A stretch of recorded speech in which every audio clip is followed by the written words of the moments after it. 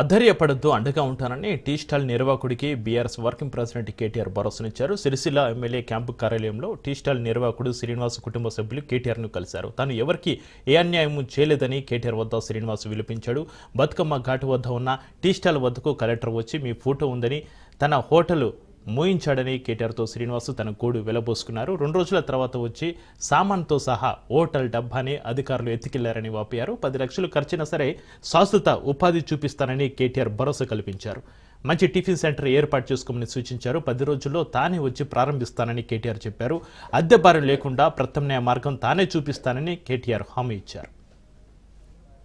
నేను లేదు సార్, నేను బాత్రూమ్ పోయినా, మా భార్య ఉన్నది, మా భార్య చెప్పినాడు అమ్మ మీరు హోటల్ బంద్ చేయండి, మీకు లైసెన్స్ ఎందుకు అని అడిగినాం సార్. మేము ఎందుకని అడిగితే ఏం చెప్పలేదు, ఎన్నిసార్లు అడిగినా ఏం చెప్పలేదు. ట్రేడ్ లైసెన్స్ కావాలని అన్నారు. ఎందుకు లైసెన్స్, వీళ్ళు ఏమన్నా అక్రమంగా ఏమైనా చేస్తున్నారో లైసెన్స్ దేనికని అడిగారు. వాళ్ళు అడిగితే మీ ఫోటో ఉంది కాబట్టి ఎలక్షన్ల కోడ్ కాబట్టి తీసేయమని అన్నారు సార్. ఫోటోనే తీసేద్దామని తీసేసిన తర్వాత వాళ్ళు మున్సిపల్ వాళ్ళు వెళ్ళిపోయారు సార్.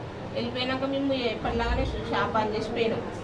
మేము షాప్ బంద్ చేసుకొని ఇంటికి పోయిన తర్వాత అసలు మాకు చెప్పుడు కూడా చెప్పలేరు. అందులోనే ఆ సామాన్లు అన్నీ అందులోనే ఉన్నాయి, అట్లనే తీసుకొని వేరు. మాకు తెలిసిన